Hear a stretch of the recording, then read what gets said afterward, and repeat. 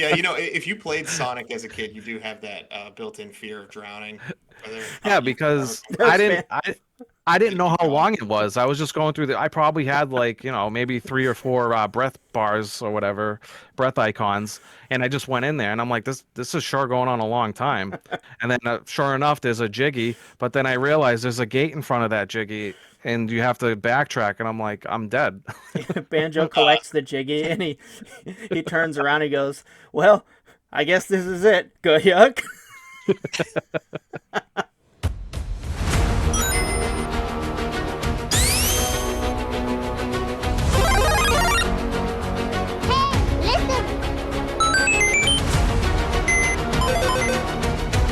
Die, monster!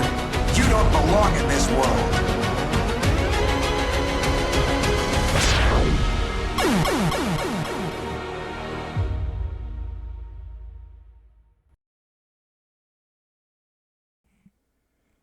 Welcome to the Cable Club. Today, we're uploading data from us to you. We're your hosts. I'm Don, I'm Dan. And I'm Steve. and today we are going to talk about Banjo Kazooie. We have a few different types of episodes on this podcast, and today's is called Victory Road. Why is it called Victory Road? Because Steve won last episode's Colosseum over Dan with his selection of Super Mario World over Sonic 3. Sorry, Dan. And Steve got to pick a game for us to share with us to essentially just geek out about today.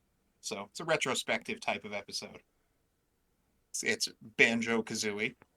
But before we get into that, Go yuck. we're going to do a little intro for you. And I'm going to kick it off to Dan with your question of the week. Alrighty. So question of the week. Our question of the week comes from Brandon.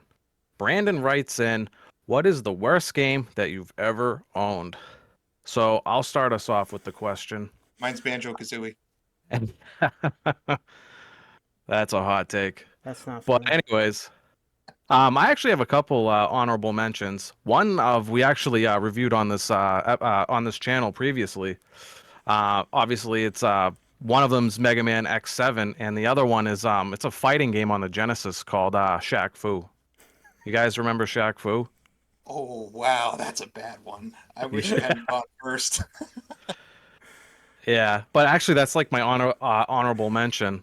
The game that I'm gonna actually talk about, it's was owned by my grandfather, and then he eventually, gave his NES to me. But he had this one game on here called The Immortal.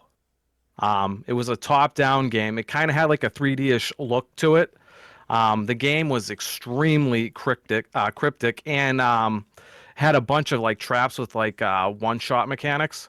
So basically, you're like in this like dungeon crawler, and you have to like try to make your way to the end. And I think you have to save like some princess or something.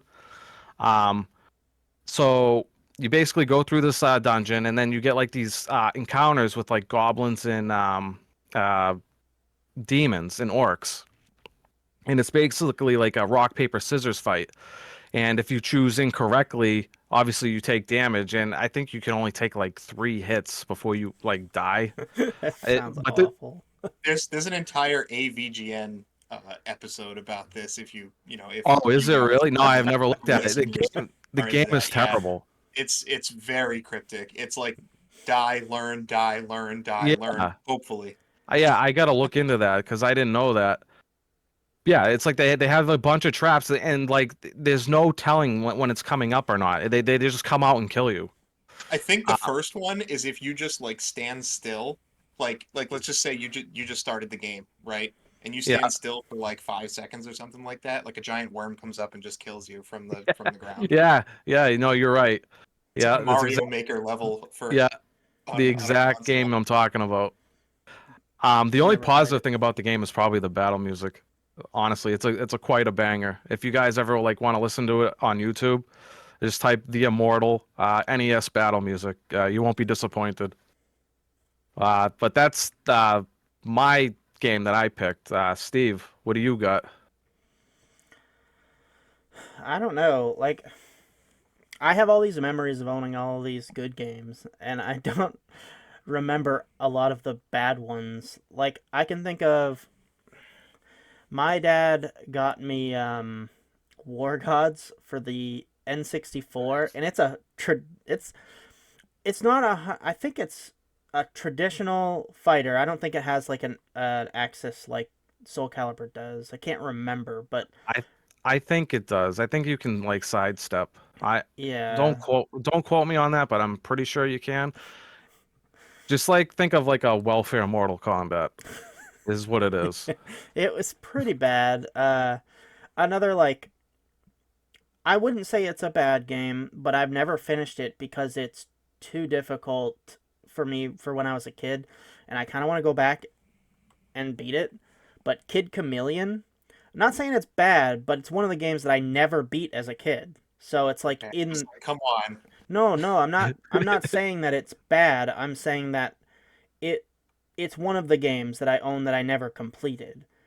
So like Yeah, I've it's never in a played it. category that's like uh not my best of the owned games that I had. We're not talking about the worst game ever. We're talking about the worst games you've owned.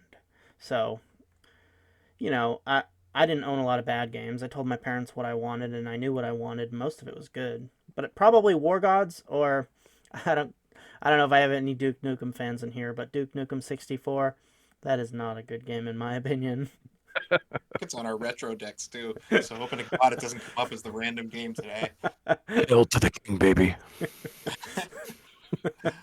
Oh yeah. How about you, Don? What's the worst game you've ever owned? Mm, you see, I have one that sticks out. I don't know that anybody else is gonna know it. So I'll just give a couple of honorable mentions first. Quest 64 is definitely up there. Yep. Sorry if anybody likes that game I who's didn't own it. listening. I mean, He's not sorry. the N64 did not have a lot of RPGs, and the N64 didn't have a lot of RPGs. No. And Another one was columns for the Oh boy. Genesis. I owned it on the six pack, and I like to say the six pack comes with 5 games on it because one of the 6 games is columns. It's like really budget, really simple Tetris. But I think the worst game that I ever owned was like this. It was like this really crappy multi-disc like game for my computer back in the day. I have no idea where my parents got this thing, and it was just like full of like. Have you guys ever heard of Action 52? I've heard of it. I don't think I've ever Yeah. played it though. So basically, it's this really infamous NES cartridge with like a bunch of games on it, 52 games. And like most of them are like not complete or like broken. And that's basically what this disc was. It was like knockoff Pac-Man, knockoff Doom, and like the Doom game, you were fighting like literal like walking smiley faces with like a gun, and you were just like blowing them away. It's just totally as ridiculous as it sounds. And I think it was called like Win Shoot, and I know the Pac-Man game was called like Win Pack. It was totally insane. What are these like And Chinese versions of the game? I don't know. And like one game was like Tank Battle or something like that, and you would go to play it, and you just hear like you'd see flashing lights and just hear like and die. And like if you actually like it moves so fast, it moved like 4 or 5 times faster than like any game I've ever played. Like there was just no time to react to like anything. Oh, something So popped into my head. oh yeah, what you got? I don't think you guys have ever played this game, but it's called Dungeons and Dragons: Warriors of the Eternal Sun on the Sega Genesis. What a steaming pile, dude. Um I hope we get it someday. I was gonna say that's on the retro decks too. Yeah, cuz it would be a fun episode to do. Yeah, I mean sometimes you put crappy games on the retro decks because you know how much fun it'll be for us to rip on it. Oh Definitely. yeah. All right, so I'm pretty excited to move on to news. If you guys are, you guys ready? Yeah. Absolutely. Buckle up for news.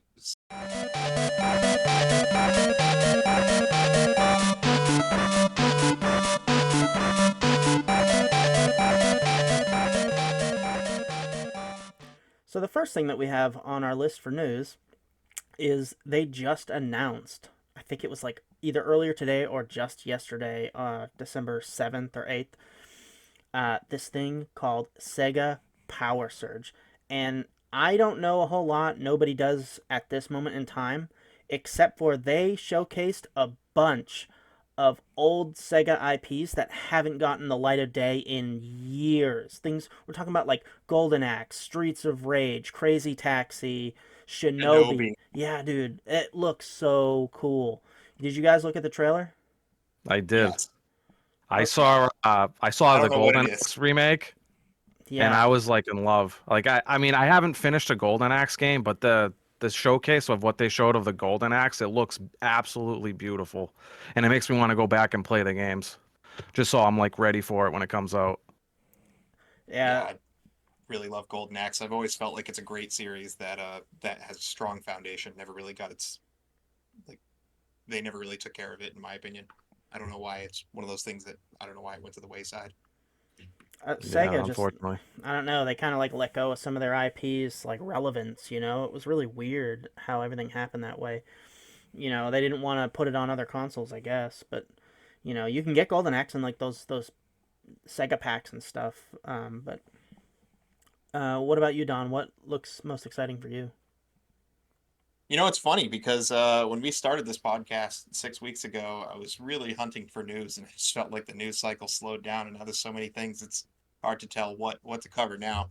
But I'm gonna talk about the game awards a little bit here, and I'm not gonna sit here and read through every single award given out. I'm just gonna read out the some notable ones. Game of the year was Baldur's Gate 3.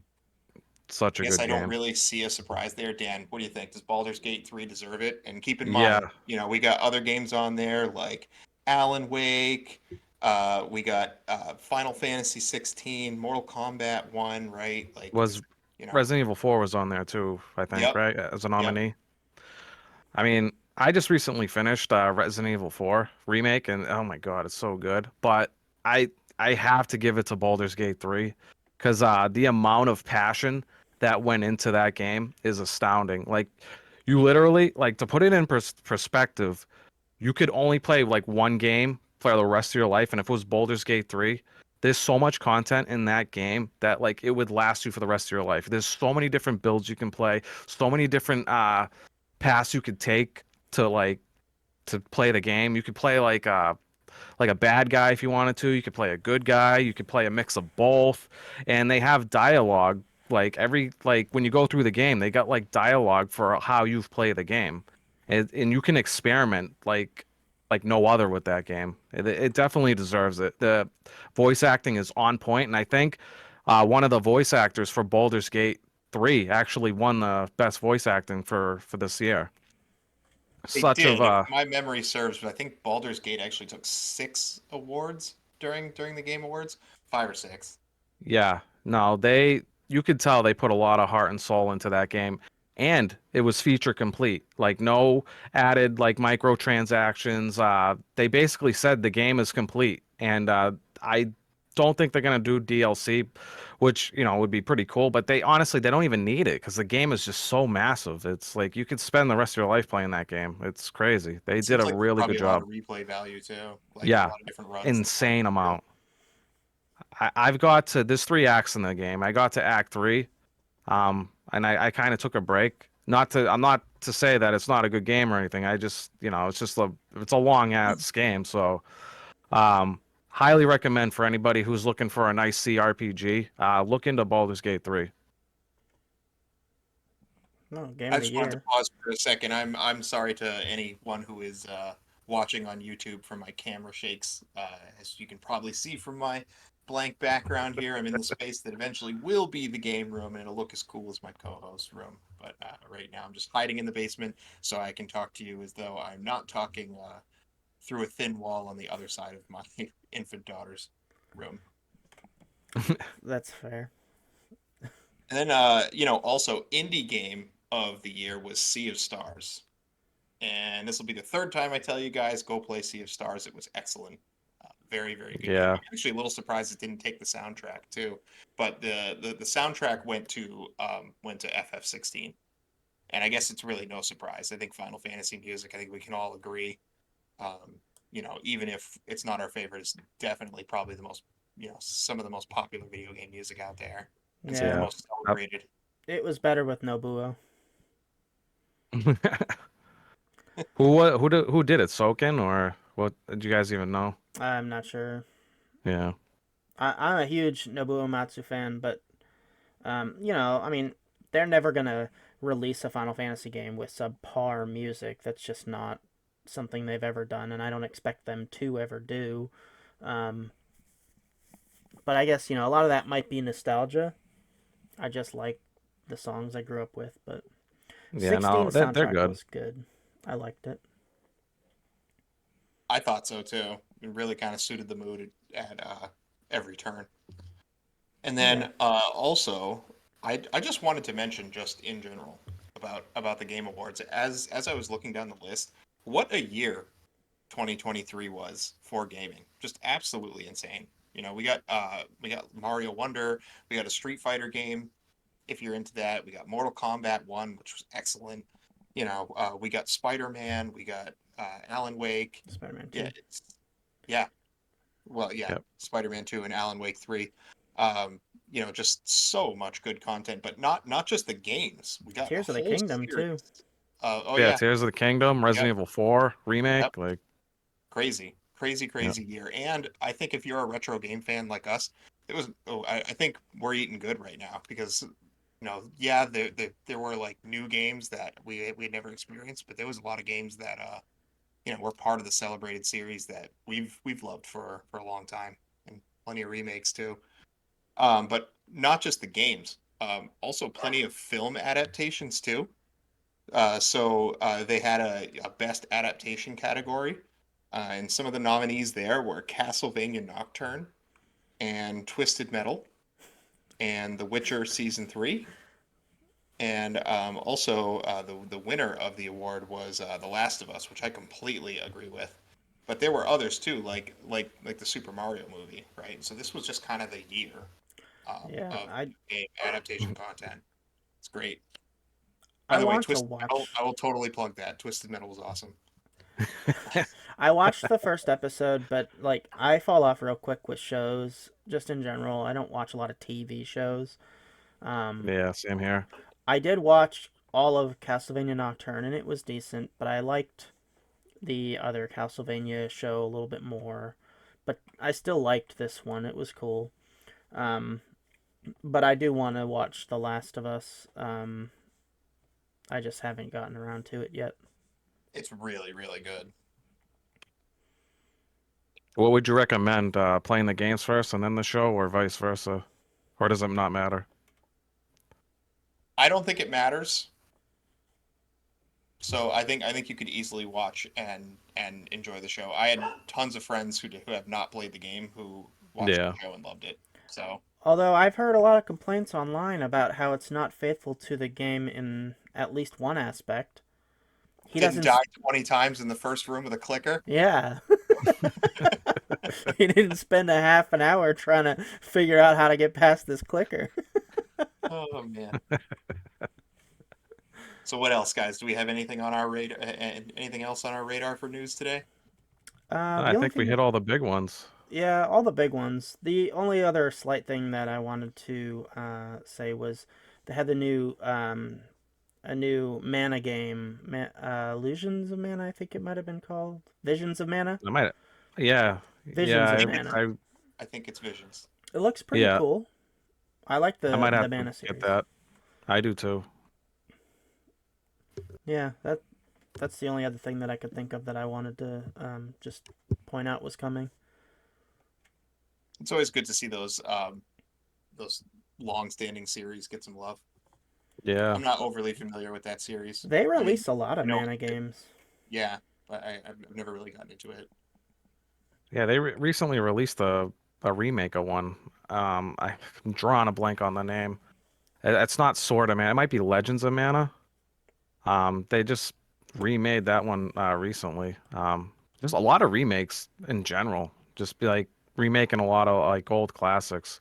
I'm happy to see that because some of those games that like kids didn't grow up to play, now can, experience it. Because let's be honest, some old games they age like milk, So, you know, Resident Evil 1 is a prime example of that. Like you're not gonna drag like a 5-year-old kid in today's world to play that. So Well, it's not it's good suitable that the for a rem 5-year-old. well, yeah, I mean, it's probably a bad analogy, but like you know what Don't I'm make trying to say. 5-year-olds like they used to. Geez, some dad you are. It's just like a lot of these games that kids don't get to play because they're just, they're too old. So it's like it's good to see that they remakes these titles back in the day, and they get to kind of experience how we experienced it. Yeah, and it's like it's exciting to get some new life into an old game that you love too. It's not even just about the kids getting to play games Yeah, that you grew up with, but like you as an adult getting to live and see one of your favorite games get remade is pretty exciting. Even if you don't always agree with it, as good as the Final Fantasy VII remake is, I grew up with the original format and I like it just a little more. But it's still exciting. Even if it's different. yeah, absolutely.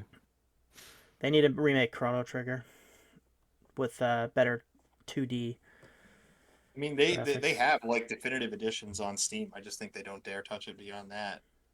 It's a really rough one. Well, I wouldn't want to. if they can remake Super Mario RPG in graphically updated only, then they could do it with Chrono Trigger too and make it look even better. Or I should say different, because the original game is gorgeous, but my problem is that everybody loves Chrono Trigger.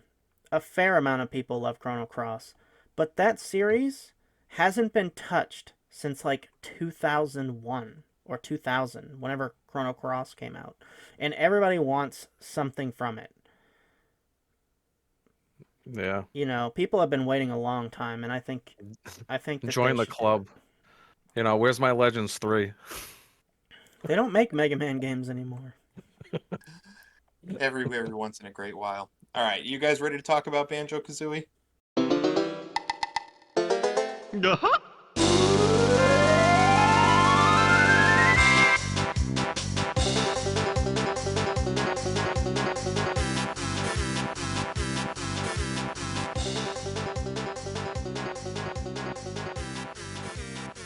All right.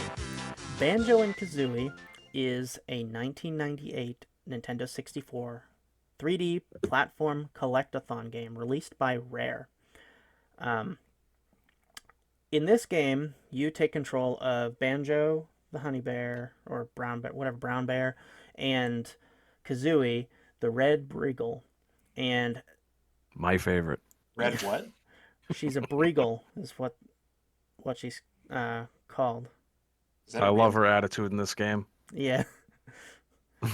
And basically, the game starts out with the evil witch Gruntilda, and she's asking her ding pot, which is this really gross looking pot, who the fairest and most beautiful girl in the whole world is, and it comes back and says, "Oh well, sorry, it's Tootie," and she goes, "Oh what?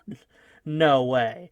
So then she flies out and she kidnaps Tootie because she wants to steal her good looks and her young, vitality, so that she can And be the most pretty girl in the whole world. it's Banjo's sister, right? Yeah, Banjo's Yeah. little sister. She looks like she's like 6.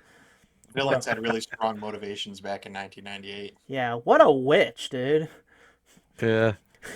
And so she kidnaps Tootie, and you get out of your house as Banjo and Kazooie, and what's going on? So Bottles the mole. I don't know why he's got his molehill up in your front yard, but I don't. Bottle's got his molehill up and everywhere. Yeah, Bottles.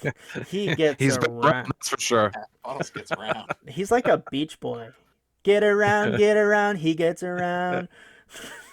Anyway, so he tells you that Gruntilda has kidnapped Tootie, and he points you to this giant witch sculpture on the side of a mountain. It's like Mount Rushmore, but it's just Gruntilda.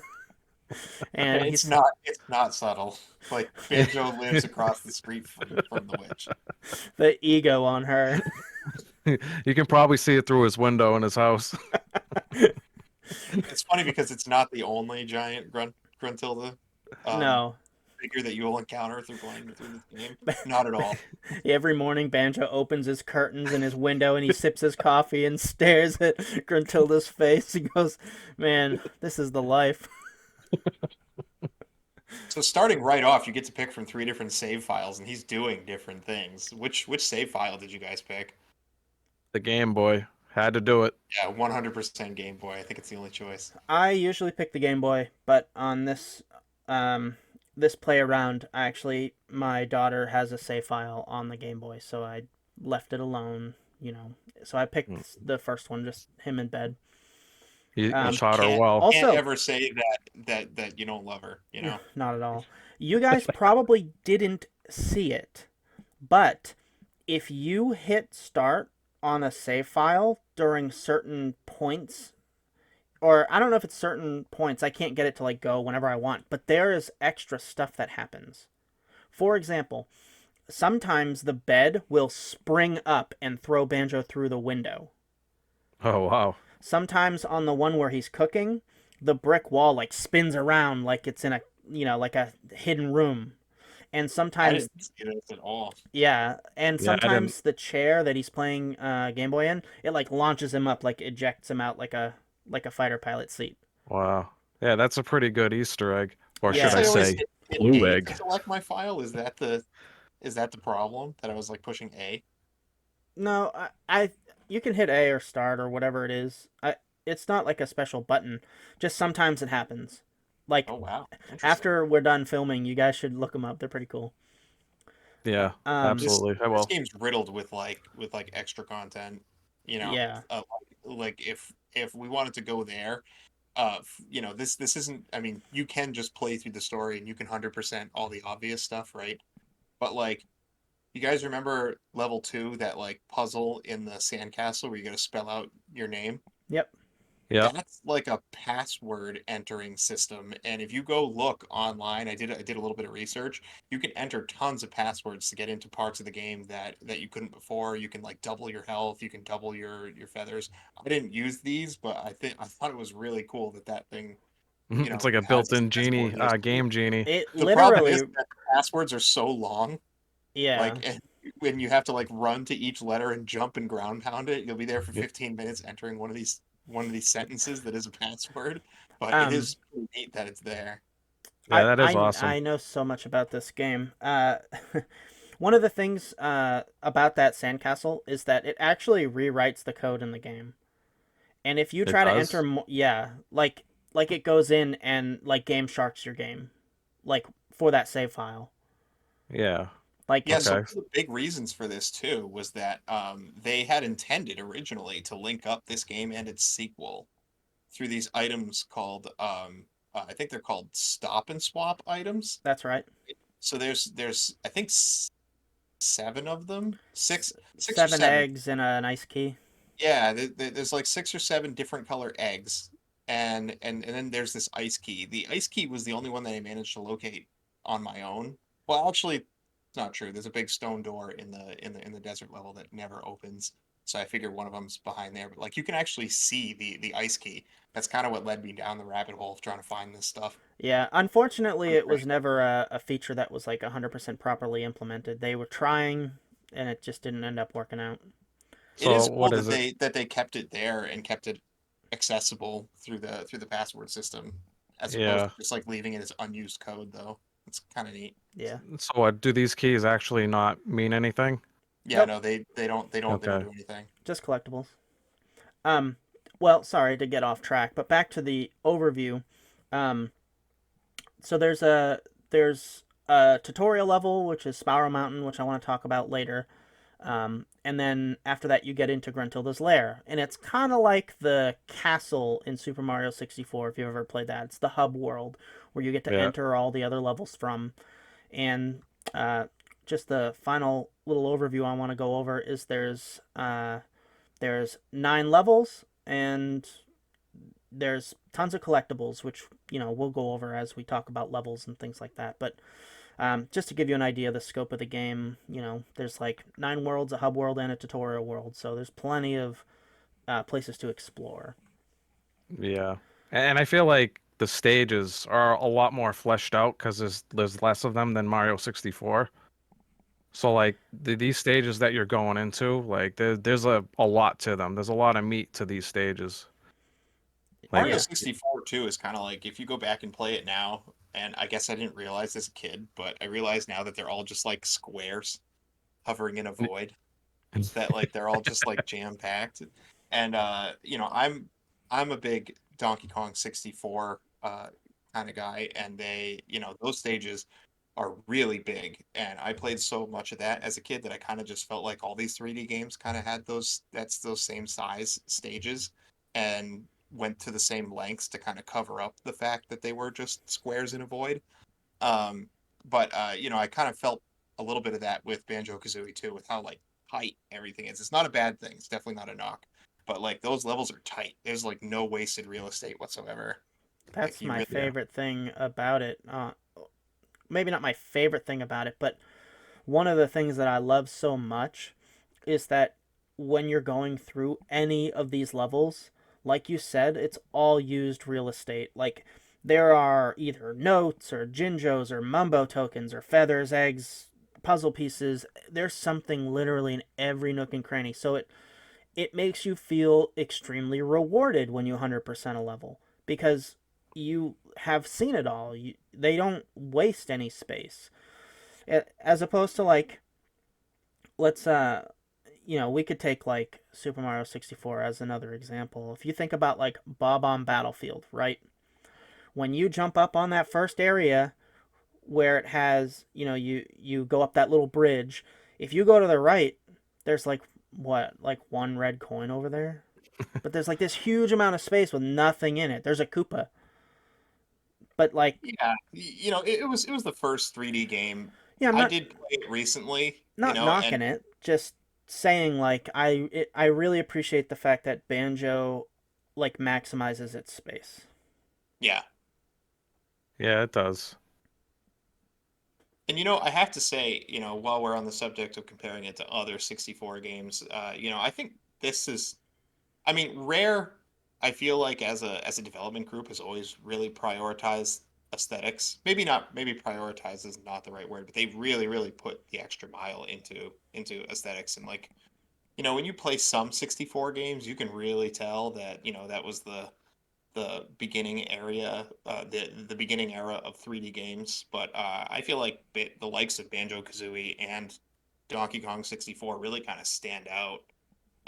Like Rare just kind of used Jet Force Gemini is another good example because Rare also made that one too. Rare just used these like chunky polygons that like really fill in all like the naked gaps you might see in some of like the early PlayStation titles, right? Like they Yeah. just did a fantastic Yeah. job just making the game look good, and I think as a result, it still holds up fairly well today, especially over some of the other 3D titles from the time. Yeah. So like Banjo has lots of textures, lots of different biomes, all kinds of different like floor palettes. Like for example, when you're in Freeze Easy Peak, if you're running around as Kazooie, you see tracks that disappear and whatnot. Like The creaky floorboards that wake up the ghost in Monster Madness Mansion. Whoa, Yeah, yeah, I remember like that. and like if you're standing on the rug, it doesn't make sound. It's just when you go onto the creaky wooden floor. yeah. Uh, like the attention to detail is kind of kind of crazy. Like I know this game came out 2 years after Mario 64, but it was such an upgrade in the whole like world building aspect that you can Yeah, tell. it expanded on it. You can definitely tell. Like we all said, it uses like the real estate. They did a good job. It's like I feel like every nook and cranny you go into, there's like something you can find, like either like a what is it, like a mumbo medallion, Yeah, Mamba tokens. um, mumbo tokens. Yeah, I remember. I think it was in the swamp level, a bubble goop swamp. Right behind, like it's like so you go through like this maze. a swamp maze, and then you find his hut, and it's like really like up against like two walls. You wouldn't think there was like something behind there because of like, it's pretty tight. But lo and behold, you can actually go behind there and there's a token. I was like, wow, they actually really use all of their real estate to put stuff. It's crazy. They also use all of their collectibles, barring what we were just talking about, the stop and swap items. But like all the collectibles that you have, they all get used quite a bit. Whereas sometimes these games collectibles are important in like the beginning of the game. I'm going to go back to Donkey Kong 64 for a second. The like orange grenades in Donkey Kong 64 are like useful early on. Then like you just like never really use them for anything like later, or at least I don't. Yeah. But this game, just like the eggs, the feathers, the gold feathers, the music notes, like the obviously the jiggies and jinzos and all that stuff, like all of it is just used for progression and for part of the game. Like so that's kind of nice that it feels rewarding when you are exploring these areas that you get something and it feels like you actually got something. Like you didn't just encounter like, oh, here's more coins that I don't need to buy stuff. Yeah. In fact, you're desperately scrounging. As a child, I was desperately scrounging for those last couple notes to get through that Oh yeah. last 810 door Yeah. because you'd play Rusty Bucket Bay and you'd collect, 60 notes or something like that, and then you'd go into the engine room and die. Yeah. It I actually feel like this game's like on the harder side when it comes to like the 3D era, like on the 64. Like Mario is like so forgiving because you can go underwater, and since like your health is shared with your breath meter, when you go up for a breath, you get instantly healed. in And then Mario. same, yeah, and then same as like collecting the coins, you get healed. That like Banjo and Kazooie have their own breath meter, so you can't rely on that for a heal. And then obviously collecting notes doesn't heal you either. So you actually have to like kind of play carefully in some instances. Because I've Yeah. actually, in my playthrough, I've actually died quite a few times because if it's your first rodeo with this game, there's some stuff in there that like actually can kill you if you're not careful. All right, so listen, I died once. I did not play this game as a child. Like I played it like as a young adult for like a couple levels. But I died once this week on like a 75 note streak and realized I lost all my notes and all my Yeah. Jinjos when I died. And I was like, I will never die again this week. What stage was it? It was like clankers. Did you Like, drown? yes, yeah. I drowned because I didn't You, realize you Was that know it the first time the that I fish with drowned, fat bubbles was the like helping you. I thought he was an enemy because you have to swim close to him. And Clankers is not a good stage for that to happen on. It almost took the wind out of my sails. But the the first time I drowned was actually in that stage too, and it was actually in that long tube where you grab the jiggy, Yeah. and then you yeah, actually have to swim back. I was like, I looked at my breath meter and I was like, there's no way. Like, Existential dread. yeah, if you played Sonic as a kid, you do have that built-in fear of drowning, whether yeah, you because I There's didn't fan. I didn't did know keep how going. long it was. I was just going through I probably had like, maybe three or four breath bars or whatever, breath icons, and I just went in there and I'm like, this is sure going on a long time. And then sure enough, there's a jiggy, but then I realized there's a gate in front of that jiggy, and you have to backtrack, and I'm like, I'm dead. Banjo Uh, collects the jiggy and he turns around and goes, "Well, I guess this is it. Go yuck." yeah, and if I can finish my thought a little bit on that, say what you want about Mario 64, but if you play that Rainbow Flight level on the Magic Carpets, that level is a hellhole. Banjo Kazooie does not have death pits, which is Or a the huge. clock tower one's pretty brutal too Actually, in I Mario I, I 64. I I think the clock tower level is the best design level, but we're not here to talk about Mario 64. But it's yeah. So I did appreciate that about this game because I think in general, I'm probably not a fan of death pits in video games for the most part, anyway. But especially in a 3D platformer when you're trying to get something done and it's going to reset you when you die. The only death pit is the engine room, I believe. in I Rescue didn't. I Bucket didn't Bay. make it there. Unfortunately, my journey ended in monster Mad monster Monster Mansion. mad monster mansion MMM, as I've been calling it. Uh, did you guys both beat the game this week? No, mine ended in Click Clock Wood, like near the beginning of it. I tried like heck to finish it before the show, but I just didn't quite get there. I mean, it's not a short game, and I couldn't live with not 100%ing the levels, which was my problem. Yeah, It's You been like guys are an gonna. hour every morning playing and trying to 100% it. You'll have I, to go I back I and will finish. I will finish it. Yes, yeah. yeah, I it's a good promise, game. Steve. I will finish it. I'll probably finish it before year end. I played it. So we film on Fridays, and I got to select the game Friday night. I beat it on Saturday in like 5 hours. Hundred All of it. percent. Hundred Wow. percent. 100% it. He didn't. Yeah. Steve's an animal. Yeah, Well, I with think this game. my playtime on the start screen said like 12 hours or something. Like I don't know where anything is. Sometimes I was scratching my head on like where's that last node or where's that last Jinjo or just All Yeah. because I right. don't know. Listen. Okay. I'm glad Dan got us on the subject. So I'm gonna bitch now about the thing I don't like. Okay. Um, the eggs. The first time I encountered this problem was in Clanker's Cavern. Okay. And if you're not using a guide, Clanker just says, "Oh, my teeth hurt."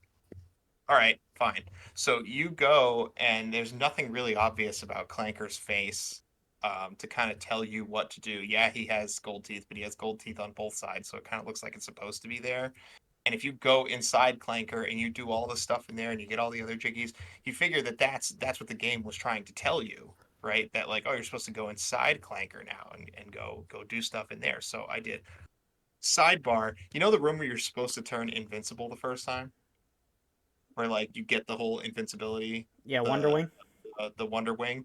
Yeah. Oh yeah, So, yeah. Well, you gotta go through the cutters or thing. Yeah, so I I remember. didn't see Bottles' as molehill when I entered that room, and I dodged the cutters both there and back, all of them. Okay, I did so that too, actually. so if I didn't you want to. if I didn't want to toot my own horn though. So I'm glad you said it. well, I'm about to burst your bubbles. So in that room, there's you can see the ground is like a path, like a full path, all the way to it's almost like a hexagon in a Yeah. way. There's two lines. If you line up with the right side line, it doesn't have any hit detection there for some reason. So if you're Oh, on Oh, that right side, it's not what I did. I just roll spammed through it and I didn't get hit. So I Yeah, don't I know. did a little bit of roll spamming, but I noticed when they were all going, there would be like this opening of like this like line. I'm using my yeah, hand to gesture, but all the things move in a way that it looks like there's a path that's kind of like sidewinding through there. So I rode that most of the way. I got hit once on the way there and did a lot of rolling on the way back. I actually had one of my deaths there the first time. But like I think it was the second set. I got hit and I died because I had like one like health bar left. But when I actually got the second time, the Wonder Wing, I wanted to see if I could go through it myself, and I actually did. I'm yeah. surprised you died so little, Don. I died quite a few times. Oh, yeah, no, just that one time, and then I was very careful. I definitely had close calls, but I was like, yeah, no, it's not happening. I'm not giving up my note streak ever again. Like Um, the beginning level of Clankers, when you jump up on the pipes and then those things come out and out of the pipe holes and push you off. Um, that got me like a few times too. all right, so I knew I could kill those, right? I didn't know So, that. so I'm not nostalgic for this game because I played it when I was a kid. I'm nostalgic for this game because one day a VHS came in the mail, a The promotional, dynamic duo, yeah, Banjo and Kazooie. Yeah. a piece of promotional material that was like 15 or 20 minutes long. I must have watched that videotape like I don't know, like 25 times. And you never played Banjo? You He know, he never needed to. He watched it. so I saw them kill one of those. So by the time, you could say I've been preparing for Clanker's Cavern my whole life Yeah, because I by mean, the because time I got there, I already knew what to do with those because guys. a lot of those games when they have like those type of mechanics, like they're like unkillable. So I didn't even think about attacking it. Yeah. So the egg thing, right? So in Clankers, to get all 10 Jiggies, you have to shoot eggs at like so Clanker's a giant fish. If you've never played the game or you haven't figured it out from our description yet, it's like a giant mechanical fish, right? So there's one Jiggy, which are like these gold puzzle pieces. You need to like climb up his big swishing tail, which is already a pain, right? And then you have to shoot eggs at this like gate, and there are other gates throughout the game that open when you do stuff, right? So you see this gate and you figure, oh, I must have to do something to open it, and you have to shoot eggs at it. I would have never figured that out. You I ended can up ended you, up using a guide because I was like, I have no idea how to open this thing, and I you saw I it. can actually rat-a-tat-rap that. It's running around. I figured it out because the only thing that kind of gave it away for me was like those just random platforms that were like sitting in the water. Oh, Yeah, with for his the teeth. Yeah. yeah, because you have to shoot his teeth too, and that was Yeah, like that's how I did another it. thing that I couldn't figure out, right? Because you don't Yeah, see, and like if you go into Clanker's mouth and you look up, you see the Mumbo token, but you don't see the Jiggy. Yeah, it Like, only like appears once you knock the teeth because they don't want you to cheese it. maybe it's just me. Maybe I'm just not that good at puzzles, but like I didn't make the connection that I was supposed to get there from the outside. I thought there was just something I was supposed to do to get to get that one Mumbo token up there, Well, there's and it wasn't 5 big enough entrances to him. for it. Yeah, yeah. There's his gills. There's the blowhole. There's the teeth, and where's the last one? 2 teeth, 2 gills, and his blowhole. Oh, okay, yeah. But I figured it out as a kid too. The eggs on his teeth. But that gate that you're talking about, you can just rat-a-tat-rap, which is like your aerial B attack. You can hit the gate with that, and it Well, opens. listen, I'm yeah. 34 and a dad. I can't sit there and Uh, just like try everything. I'm Right? just saying that had a problem. There's 2 ways to open the gate. I'm sorry it took you a while to figure out one of the 2 ways. Yeah, I feel like hitting it with the egg too is kind of jank because I feel like I swear to God that I hit it multiple times and it just never opened. Yeah, I've So I never opened almost it like that way. I almost like quit doing that because I was like, is this even the way I'm supposed to like get in here? But eventually I shot one and it did do something. It's like, oh, I was like, oh, okay, it does work. So I had a cool piece of um, I guess you'd call it like trivia.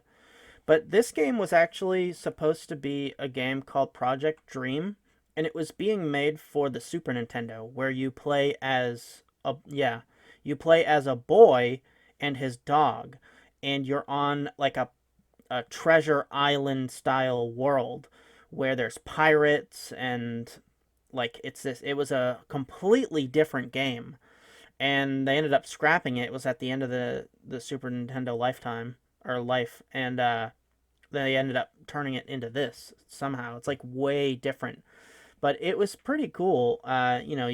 You had a sword and you had your like dog companion, and you'd search around, fight pirates, look for treasure and stuff. But never saw the light of day.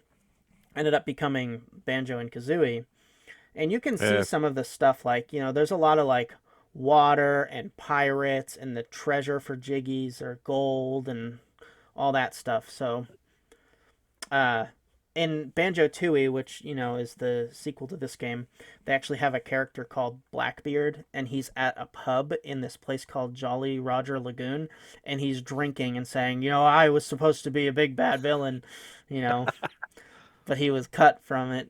They didn't do Project Dream, so He's drinking his sorrows away. yeah. Good stuff. Um, Oh man, you gotta love Rare. I want to talk about Spiral Mountain. Wasn't that like the best tutorial level you guys have played in a while? Yeah, well, Bottles like really carries you through it. What He tells. tutorial? What do Well, you mean, what Bottles tutorial? basically tells you how to play the game, and he'll Well, give you bottles like to stuff it. I that's went and what found all Kazoo the would say. honeycomb pieces anyway. But they give you a huge reward for doing everything and learning to use the moves, and like it's not just, well, here's a move, here's a move, they reward you for it in cool ways, and you got to explore the little So training area. I don't know. I thought it was really good. I have a question. What happens if you say no to his tutorials? Does that affect the game in any You way? run around and collect the honeycombs on your own. Yeah, you just don't have to That's what talk to I the did. molehills. Because I remember like, you know, for our viewers, when I made like one of our intro videos, I said no to Bottles and it became like this huge thing, but like a huge fight between Kazooie, I think, and Bottles. It's like, are you sure you don't want to know? And then he's like, eventually, he's like, fine, don't talk to me ever again, or something like that. So I didn't know if it Kazooie, like had effect on the Kazooie game. hates bottles, and Kazooie hates Kazooie, everyone. Kazooie's my spirit animal. I mean, I just, I just feel Kazooie Yeah, like, Kazooie's definitely my favorite. yeah, and you know what? The game should not be called Banjo and Kazooie. It should be It called should be, Kazooie. yeah. Kazooie saves everybody is what it should be called. Like It's Kazooie actually does called Banjo everything. Kazooie. There's Okay, no and. whatever. Kazooie should come first. Kazooie Banjo. Yeah, Kazooie Banjo. I mean, Kazooie does everything. Just like, Not what everything. what does Banjo do? Banjo rolls. Banjo He he climbs. runs and jumps. So Banjo does worse rat-a-tat rap He does the and worse backflip. climb. No, he doesn't. Kazooie flaps her wings for him to do the backflip. They That's work as true. a I'm telling you, team. she does everything, dude. I know. And in fact, you're better off carrying him on your back because she's faster and she can go up slopes. Like just Banjo dead weight. Like Yeah. Kazooie must really like Banjo's Well, sister. Banjo Carry takes him the hits. true. He does. He does. He's the Although, tank. I will say, in Banjo Tooie, you can split them up.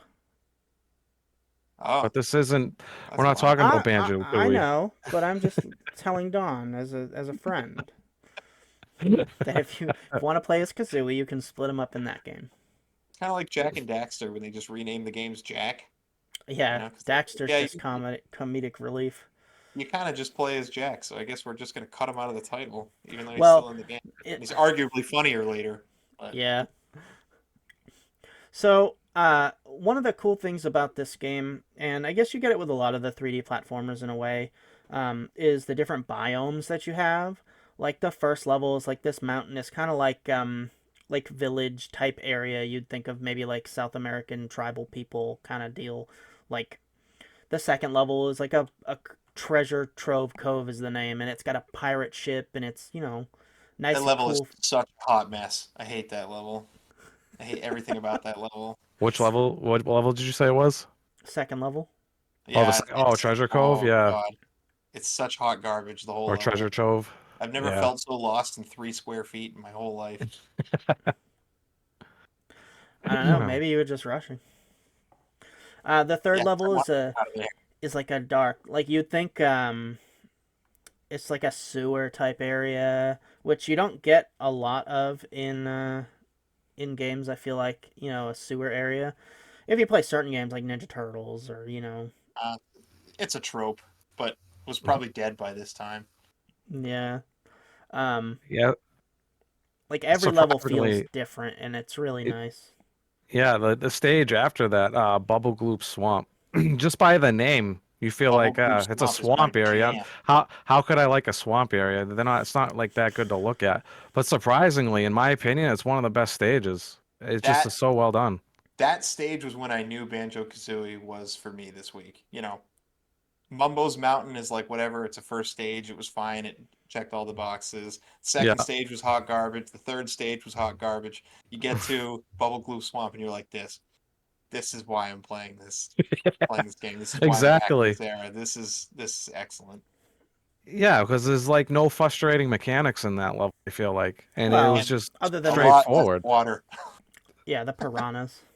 Ate Even water. the mini game was fun in it. With that against that Mr. Vile, was it?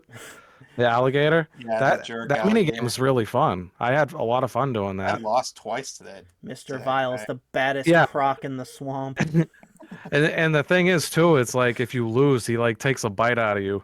And it takes 2 health. I- So Yeah, don't some mess stuff up. does like fall damage, I noticed. Um, so for any of you guys that haven't played Banjo and Kazooie, there is 2 types of levels. You have your landmark style levels where things are, you have little things plotted everywhere that kind of landmark. We'll use Mumbo's Mountain for example. There's like 4 main landmarks in that area. One is the huts, One is the termite hill, one is the like Stonehenge thing, and then one is like down by Conga and the monkey big tree. But then you have things called centerpiece levels, where the levels are like based around this big centerpiece. For example, Clanker's Cavern is a centerpiece level, or Freezy Z Peak is a centerpiece level. Mad Monster Mansion, a centerpiece level. And so, like, it's not something that might be like readily apparent, but it is like a cool level design shift. You get one of those two types of levels. Bubble Gloop Swamp is one of those landmark levels. You got the giant crocodile place. You got the big giant tortoise. You got those mud huts that you bounce up on, like, and you kind of look at those to tell you where you are because there's no map in the game. Um, I don't think it really needed it either. The levels aren't like mm-mm. that big by No. today's standard. Like if you're used to playing 3D games today and you go back to a game like this, you're probably not going to have a huge issue navigating unless you're in the Cove. Cove's awful. But Cove's a centerpiece level. Actually, it's kind of both. yeah, it's definitely landmarks for sure. Yeah, I just feel like with the giant ship in the middle, it just feels like it, but it's probably a landmark.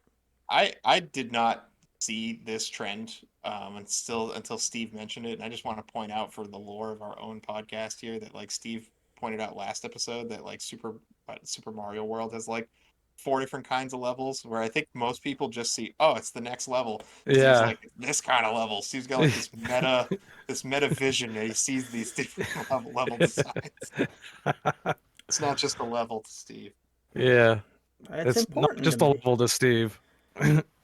I No, that's good though. That's good though that you know that type of information.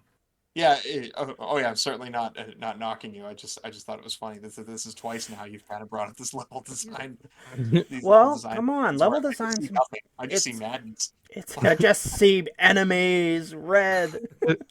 And Jinjos. Scary Jinjos and death. Um, Another thing that I wanted to point out is that this game has like all these different collectibles, and one of the really cool things that I think that they did was that they kind of gave almost like a character like feel because each item has not only do they have different sound effects when you pick them up, like the red feathers light and airy and the note makes a little note like music song just a little They bit. like literally made them into characters. The first Yeah, time you pick one up, they have eyeballs and dialogue. that's exactly what I was going Yeah. to say. They talk to you, they tell you exactly what they're good for. There's not a lot of guessing when it comes to the collectibles, and it makes it feel even more worthwhile to collect. We can add talks to inanimate objects to the list of things that Banjo does. Well, it's part of that world building, Everything feels kind of Yeah. magical, Well, yeah, everything has a personality. It's great. especially Kazooie. Kazooie. What did you guys think about like the camera? Because going back to like a 64 game, I actually had like sometimes like you'll go into like a certain area on the map and like it'll like turn your camera for you, and sometimes that like threw me off. I mean, maybe I'm like a zoomer now. I think that's what they call it. But like I'm just so used to like the double analog stick for control. Like it took me a bit to get used to the camera controls And you in just need to Banjo. rub some dirt in it and get back up there because this is the way games are. I actually do Even like maybe the playing button. Baldur's Gate. I like the button that you can press and it like just follows like Banjo from behind. Yeah, the I R like that button. one. Yeah, that's Yeah. pretty standard 64 fare That's the in that best one. way to aim your eggs too. And Yeah. swimming and flying, it's the best way to control them. For an Yeah. older title, I actually, it has that camera problem where the camera is a physical thing in the game, where like newer games will like phase objects out or just find ways for the camera to maneuver around them.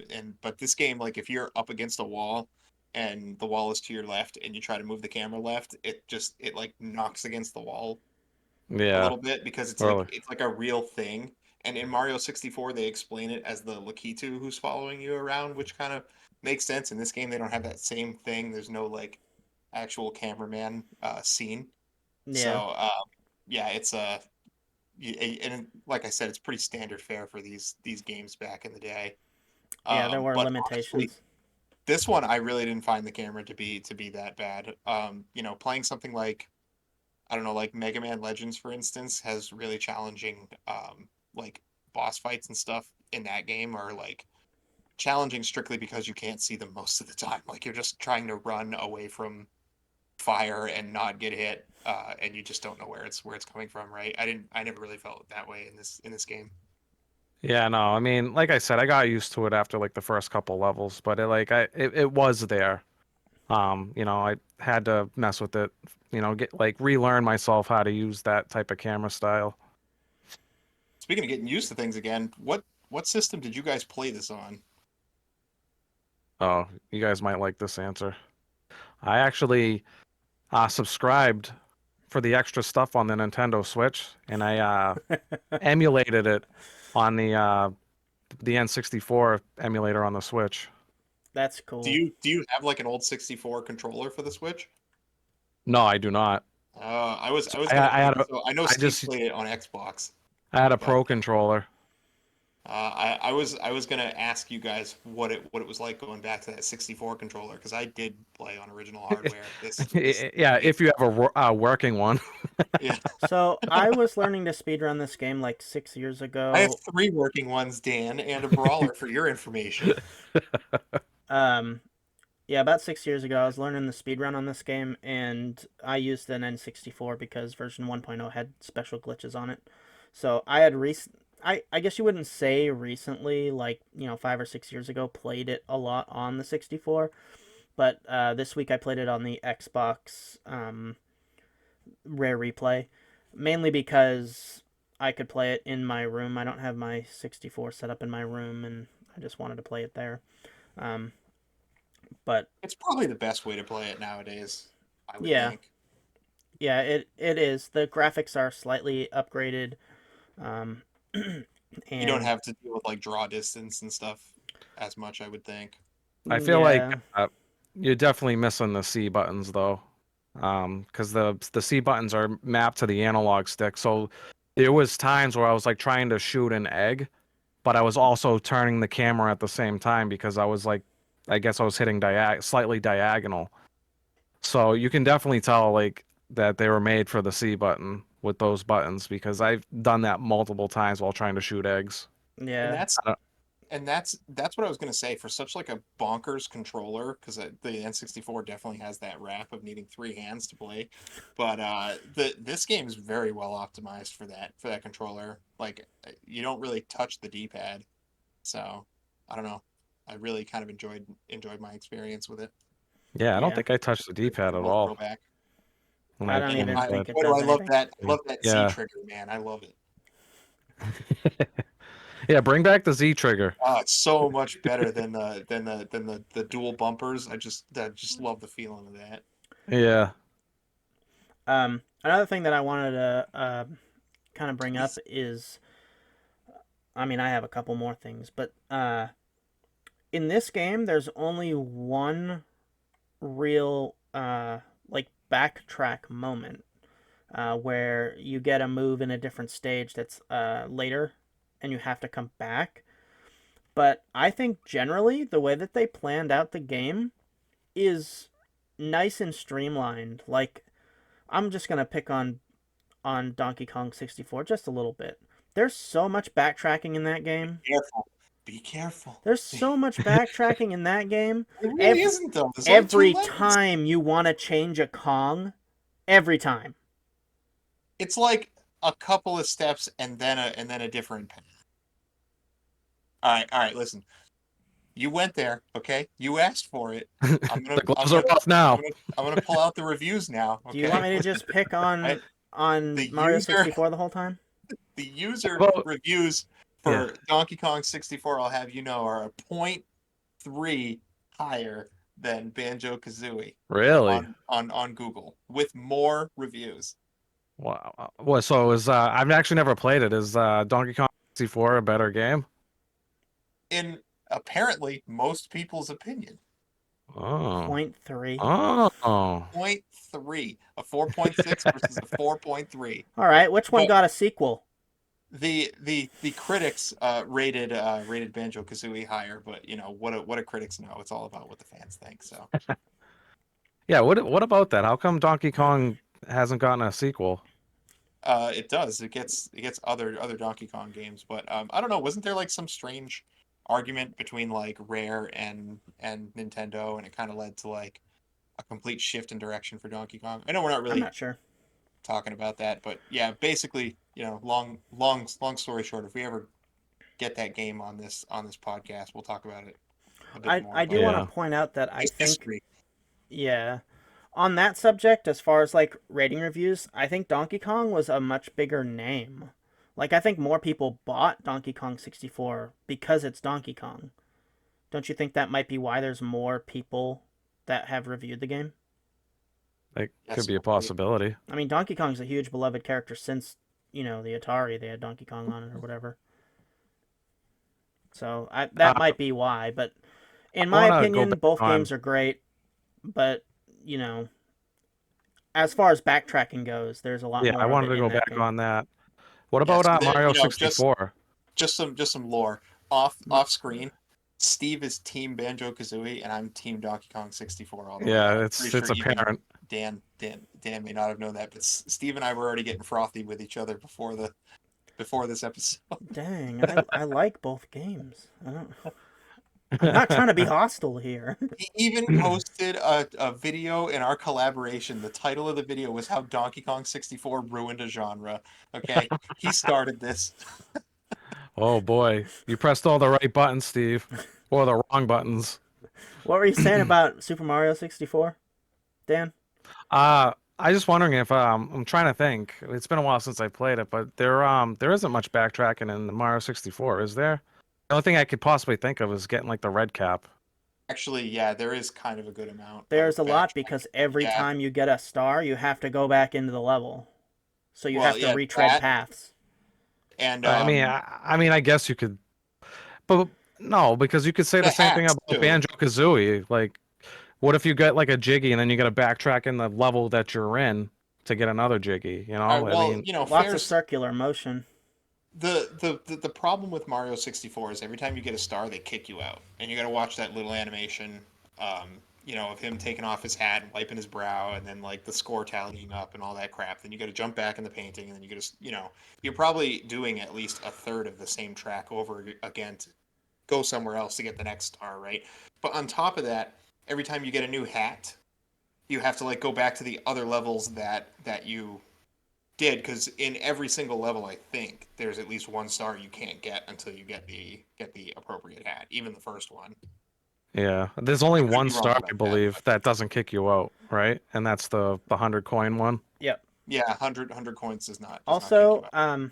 in the first stage, you don't need the flight cap to get the star. You can shoot yourself out of the cannon and catch the coins that I way actually multiple times. never really thought about that, to be honest with you, about like, re-entering the stage. That's a good point. Yeah, and I do like that Banjo Kazooie. You can just go from one to the next Jiggy. Yeah, I think yeah. design wise, it's a better There's choice. no leaving the stage Yeah, there's not unless, a well, bunch of like, cuts in your gameplay. It doesn't pull you out of the experience as often. I watched right. someone review Mario Galaxy somewhat recently. I wish I could remember the person's name because I would plug them here, but they actually went and 100%ed it.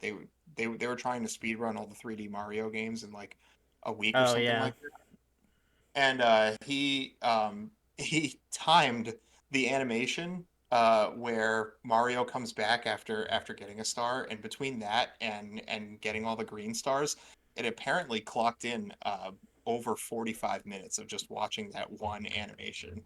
Wow. So That's that's crazy. how much time we're talking about here. That like the first couple of That times it's padding, gonna boys. bother you, but then like you're like by the end of the game you're like smashing the A button just to get through just get through He's that. smashing that A button like a speed runner. Yeah. So another thing that I wanted to point out is that I think it was really cool that 3D was still I don't want to say like really new. It was still kind of new because the N64 had only been out for like 2 years or so. But I wanted to point out how good of a job they did on vertical exploration in this game, not just horizontal exploration. Flying is tight. Yeah, Loved it. it's not just flying, but like there's a lot of like Freeze Easy Peak, for example. You're running up the Scarf, or Mad Monster Mansion, there's multiple tiers, or Treasure Trove Cove, there's multiple tiers. Mumbo's Mountain has, like, Yeah. it's all tiered. Like, it did a really good Yeah. job with Little the Goop Swamp, vertical. Yeah. where you got to run across like the branch to, like, when you're on that timer, you have to run across the branch like with precision to get that jiggy. Yeah, I Yeah. think that's, it or artificially you're helps you climbing the feel like huts. it helps you feel like the levels are tighter too, or maybe helps levels that have to be tight by virtue of the amount of space that they had on these cartridges feel bigger. Because Mario 64 does kind of the same thing, right? There's that one like mountain level, the tall mountain, Yep. right? If you look at it, it's really tiny, just like square footage wise, but it's a really long level in my opinion. Packs a bunch in it. Yeah, and I kind of got similar vibes with this game and its levels. There's a lot to explore in that vertical space, like Steve was saying. Yeah. Yeah, and it's just kind of like they didn't have a lot of that in the systems prior to the 64, and Mario 64 does a good job, but its flying is not nearly as fun and explorative as No. Banjo's is. And not nearly as widely available. There's a lot of places in Banjo Kazooie you can fly. Yep. Yeah, I'm just tallying in my head. I think you can fly in every single level except the first one. Yes, you can. Flankers? Yeah, there's a flight pad inside Clanker. Oh, that's right. There's one in every level except for Mumbo's Mountain. And there's flight pads in Gruntilda's lair. So, and you haven't transformed, but you get a you get a transformation. In this game, there's a character called Mumbo, and the Mumbo tokens that Dan was talking I about completely earlier. glossed over I Mumbo, yeah. I'm sorry, I got off on a sidetrack, but it's kind of uh It's the nature of the yeah. Victory Road episode. And so these Mumbo tokens, you collect them, and when you get enough of them, you get to go to this character. His name is Mumbo Jumbo, and he'll transform you into uh, a different transformation, like a different animal. And I think there's five of them. Um, Sometimes a washing machine. oh, I'll talk about that later. That's kind of a fun little thing. But there's an actual transformation that allows you to fly in the final level, Click Clock Wood. Um, and that level is like a complete vertical level. It's like Tall Mountain, but there is more on the outside. Uh, in that way, it's a centerpiece level based on a big tree. Um, but yeah, Mumbo lets you transform, and the different animals have different abilities. The first one's a termite, and he can climb really steep things that even Kazooie's Talon Trot won't allow you to climb. Turns out they can all climb steep things. Yeah, yeah, I Like think so. like even the walrus was climbing things that I couldn't climb as either Banjo and Kazooie. I found that funny. Yeah, it could be, but they make a big deal out of the termite being able to climb steep. Yeah, it's Yeah. the obstacle that you have to tackle with that form. Yeah, I think they're Yeah, just all baked in after the fact with all probably. the animals you get. The It's like only the one, pumpkin form. the only one. So the pumpkin form is necessary to beat the game, but other than that, it's like the worst. You need to raise the water level in that shack in Mad Monster Mansion outside. You'll have to break a gate down outside the level, and you'll have to transform into the pumpkin, leave the level, and go down the hill to unlock the water level to raise it up high enough to open. Oh yeah, yeah. There's quite a few instances where you'd have to do that to 100% too, right? Because you need to take No, out of the this first you level. have to do this to finish the game. You Yeah, to could Oh, you progress. could not transform into the termite and still finish the game, or the oh, walrus, Yeah, but you okay. have right. to transform to the pumpkin to finish the game. Yeah, But that because it was the only one progresses that you from doesn't going have forward. like an ability. I guess if it Yeah, can go on steep You walls, can go then. on spikes. The in Monster Mad Monster Mansion how the like the bushes are like Oh, the rose bushes. Okay. you, Yeah. you can stand on those. I know because it's how I got somewhere else in the level. I thought that was the whole point of the pumpkin. Turns out it's No. not. In my opinion, the point of the pumpkin was for one to unlock the water level for Rusty Bucket Bay. For two, um, there's a honeycomb and two jiggies you have to be the pumpkin to get. So that's kind of what I just thought it was for. yeah. One of them you have to go down in the toilet, right? Lago the toilet. Lago. Yeah, everything is sentient That's in this awesome. game. If you guys haven't figured it out, everything has like a name. Everything has eyeballs. Like Yeah. it's just it's kind of over the top in that way. It's oozing with charm. It I'd say. definitely is. There's a lot of the time I couldn't help but crack a smile, just from playing the game because it's just so lighthearted in its nature. You know what, guys? And Screw that deadbeat dad polar bear. that's okay. Augie. We took care of his kids.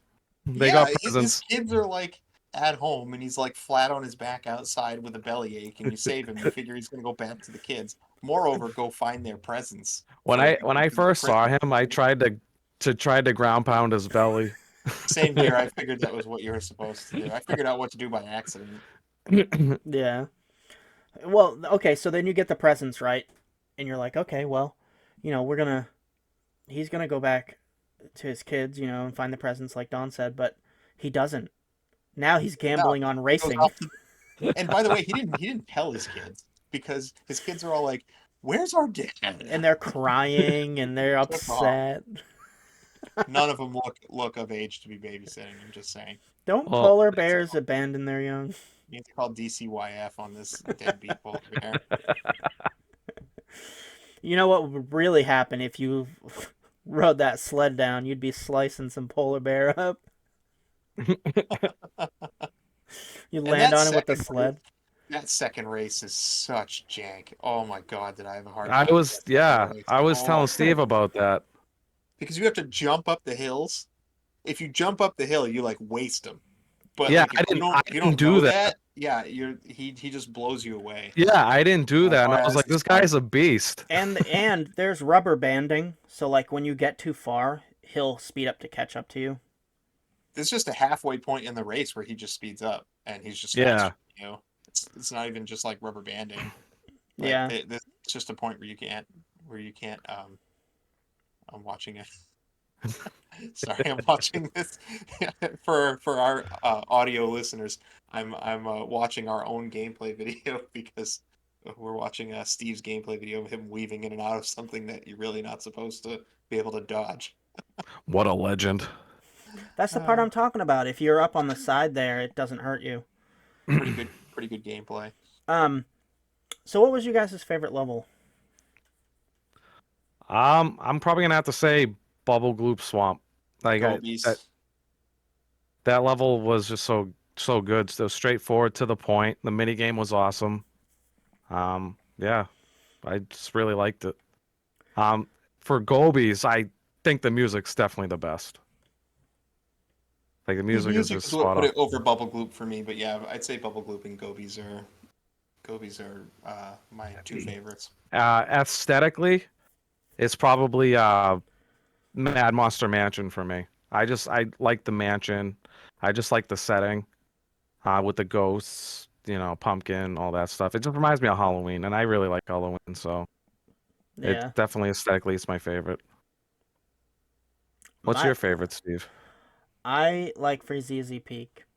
Not only is it like Christmas time right now, but I just remember as a kid just like every time I played the game, it was the level I was most excited to get to because Really makes you want to slip into some sweatpants. yeah, Great. dude, it's just like I couldn't point out exactly why it's like my favorite level, but it's just something about the music and the atmosphere and it just I don't know. It has a transformation in it and you know, it's just I like that little Santa's village type area and I like going inside the Christmas tree and the big snowman and I like Putting beat up the bombing the lights on the stage. Remember that yeah. we had to like the lights? Yeah, you have to fight those grumbles or whatever trying to eat the light bulbs. Blink Yeah, And blinkies or yeah, Twinkies. you're even and, helping decorating. and it's I actually wanted to touch real quick on the humor in this game too. Like it actually still kind of lands. Like there's just some funny dialogue that things have, and like how Kazooie just hates everybody, and like but also I like the fairy, like Gruntilda's sister. Bruntilda, Oh, yeah. She just Just, shows up to talk trash about her sister. Like that's her contribution to the fight of like taking down her sister is just Oh talking bad. no, dude, there's more to it than that. Oh yeah, no, it does help you pass the like end fight. Well, not fight. There's like a weird game show thing, but but it's like you don't know that when you're playing this game the first time, and you just think that like, oh yeah, thanks for showing up and telling me awful things about your sister. Like, It changes every playthrough. appreciate it. does it really? Yeah, it changes every playthrough. Wow. So like, But So it's a Metroidvania. for example, Grunty Or hides under her or dress, and it could be like one of like five things, and the next playthrough it'll be something different. So like, you have to gossip with her. That's basically the whole thing. if you want to that's pretty pass the cool. Grunty squares in the game show at the end, yeah, you would need the. I mean, you could guess it's a 33% chance, but if you want to not guess, then yeah, you write them down or And remember them. kind of like hand in hand with that, not with the humor, but more so with the board game. This game really doesn't have boss fights until the last fight, which is Yeah. a choice, especially for these days. Yeah, there's a boss in Rusty Bucket Bay, Kind and of, yeah. no, it's the boombox. He's a boss. Oh, okay. Sorry, I keep mixing that up with the beach level. I'm thinking Oh, of the crab, and he's yeah, Snipper's he's three hits and he dies. I wouldn't count him as a boss, but he's more like a puzzle. yeah, he's an Or obstacle. mini boss, maybe. I don't know. Yeah, but yeah, and then Gruntilda, which is a hell of a boss fight actually. Yeah, Like if you guys when you guys end up finishing the game, you'll see it's actually it's pretty tough actually. he has like what, like 5 phases or something. Uh, one, two, three, four. Yeah, five. I know the Jinjos help you too, don't they? Yeah. So like a little bit of lore of the game, Or vengeance from day one. Jinjos are magic, and Grunty's obviously magic. She's a witch, but she wants to enslave the Jinjos or whatever it is and take their magic power or whatever, and so she, you know, puts them in the levels, and you have to find them and save them, and they end up coming back and helping you out. Uh, but you know what goes around comes around.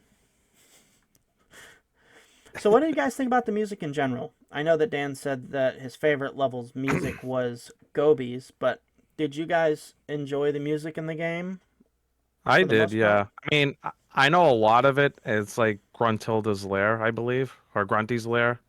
It's just like a different like instruments and whatnot. But I actually like the sounding of Grunty. It's Grunty, right? Yeah, Yeah, Grunty. Yeah, I actually like the her background music. So like the different times that you do hear it throughout the stages and stuff, and and how it changed. I actually thought that was pretty neat. yeah, Yeah, because a lot of it's just like that theme over and over, but like they change it up enough to where it's enjoyable. Yeah, and if you've played rare games, back during this time, there is a sound font. Like this game has like the same sound font as Donkey Kong 64, and I find it for the most part pleasing. I don't think there's anything that's like really terrible. I found myself humming some of the music from time to Oh time. yeah, I did too. I think I bothered my girl with it a couple times because I was singing it out loud. Dun, dun, dun, dun, dun, dun, dun, dun, dun. yeah. One of the really cool things about the transitions in the game for music are like if you we'll use water for an example.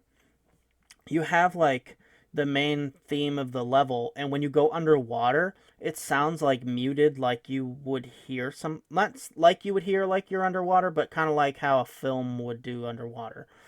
Yeah. Oh, it And gives you that sense that you're underwater. Yeah, yeah, and they do a really good job with that. games don't normally do that back then, and so like it's just one of those nice little touches that Grant Kirkhope put into the game. I like all of the songs in the game. Like, I know, like, if you ask me any level, I could sing you the song for it. Or hum you the song. I know them all, and they're just like, they're special to me. You know, it's like my childhood. But he did such a good job, and a lot of people Yeah. online like praise his music. I don't know Yeah, I don't if he doubt it. did DK64 or not, but I think so. I I'd think have so to look too, it up. actually. But man, he did such a good job in my opinion. Like Dan Yeah. said, the transitions through the different areas of Gruntilda's lair, even though it's the same song, like you go to Mumbo's Mountain and it's like tribal and there's like huhs in it and claps and stuff, and then once you get to uh, you know any of the areas, you know, the swamp level's more like, you know, Cajun swamp people type band, like it's just so immersive in a way that I think was really ahead of its time. Just like keeping it interesting. It's you know, it's not very long song, but and it replays, but you don't feel like it gets old because of the instrument changes and Yeah. sometimes tempo changes and all No, I that. wasn't sick of the music. I know, like, I knew it was the same song, but I never got sick of it. Like whatever he did such a fantastic job because I felt like it was fresh every time I went to a new level. Yeah. So, um, did you guys know that Banjo is in Diddy Kong Racing? Yes. I did not know that, no. He has pretty fairly limited guest appearances over the years, but it's one of them. Yeah, and they spawned a bunch of sequels: Banjo Tooie, Banjo Pilot, Banjo Kazooie Grunty's Revenge, Banjo Kazooie Nuts and Bolts. The best one of them all. I'm just kidding. Your band. Well, Hot take. this has been the Cable Club, and Dan's off the show. We'll see you guys. You know, Guys, it's next been great. Thanks for having me. time. I don't know. We've gone on for about an hour and 10 minutes. Are we? Did we do everything there is to do in Banjo Kazooie? Did we 100% this? I mean, we could probably talk about this all day, to be honest with you. It's just such a good game. I'm glad you guys got to actually play it for the real first time. I just Me want to too. say, like, when I was playing it, and I was just thinking in the back of my head, is like, man, if I played this as like a 8-year-old, 10-year-old kid, I understand completely how people have nostalgia for this game. You Yeah. know, it It's was definitely really ahead of its time. it really stands on a mountain of these 3D platformer collectathon kind of things. You know, I'm thinking of things like Buck Bumble and Glover and, you know, like it's like all these other random things. You know, Disney had a bunch of them, right? Like A Bug's Life, Emperor's New Groove. Like it's just a ton of them. And this was the style of game back then. And I just think that, you know, it really does shine in that pile. Do you guys have a favorite collectible? The Mumbo token. Ika Boka. Absolutely. Yeah, every time I grab it. It didn't There's a age couple well. times I yelled that Didn't out age well. when I I grabbed need it. to change it for the Xbox version. Dan's over here playing Banjo Kazooie. His kid's sleeping in the crib. He gets the token. He goes, Ika Boka! It's better if his kid did. I think that mine is I think it's the red feather. It's either that or the note. Every time you get it, it just like, it just feels good. The Jinjos, obviously. Jinjo! So magical. Yeah, I mean, that's fair. You get a little jiggy dance every time you collect a jiggy, too. Gotta Oh, get jiggy with it. and when you Oh, get all health of the... pickups. The health pickup. Of course that's your favorite. It has to be, right? The one that gives you more like longer health. I can't talk all of a sudden. The Yeah, one it's that the extends honeycomb extends pieces. health bar. Yeah, that. There you go. That's Come on. that's a great one. Definitely. The only thing about those is there's only 2 per stage. See, the red feathers, there's a bunch of them. Ah, I get to enjoy it Yeah. more. I think we went over it before, but the fact that they all have like their own like mini sound clip is awesome. You can tell Yeah. They went, they tried really hard with this game. It just everything about this game just has its own like charmy characteristic to it. Yeah, I'm glad we got to play it. Yeah. Same No, here. it was a good pick. I I would know you definitely liked it. recommend it to people today. Definitely. Yeah, Yeah. there is some aging with it, like the teeth thing, for example, for you in Clanker's Cavern. There's a couple things like that all over the game. Just the way that the time. Well, Um, and the camera could possibly be, if you consider that aging. But that's no fault of Banjo. That's just how games were back then. yeah. Oh, I have one last piece of trivia. Don, did you know that Fungi Forest in Donkey Kong Yes. 64 was supposed to be a level in Banjo Kazooie? I didn't Yeah. know if you knew, but yeah. If anybody didn't know, now you do. Um, Wow. DK stealing Banjo's content. Unbelievable. They just saved it for they just knew where to put their assets. Banjo Kazooie couldn't hold anymore. DK needed the expansion pack. That's right. That's right. Monumental game. It's monumental hardware. All right. So yeah, I guess we'll set Banjo and Kazooie aside, regrettably. I probably won't. I'll probably keep playing it until I'm actually finished with it. Yeah, same. And we are going to transition to our outro.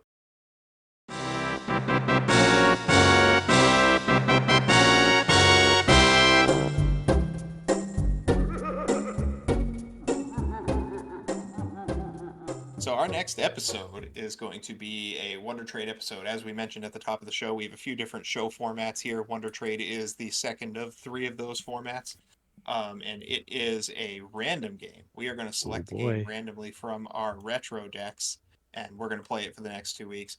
And the Wonder Trade episode is a little bit more of a formalized review of it. So we'll actually be scoring that and eventually posting it somewhere. Not sure yet, but we're still a new podcast. We'll figure that out.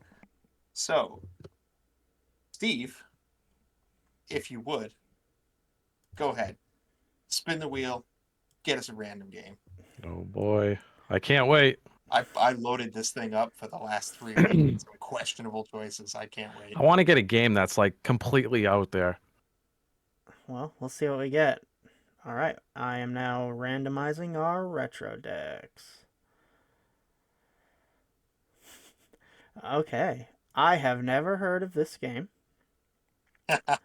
Oh boy, here we That'll be go. one of mine. It is an NES game. Uh, it's released in 1991, Okay. and it is a scrolling shooter. Is under our category Rolling type shooter. For the NES, huh? in Interesting. 1991. It's like one of the like Galaga type games, or it's a side-scrolling shooter. That's Okay. kind of Yeah. categorize them. The game that we'll be playing for the next 2 weeks, our random encounter is Gun Knack.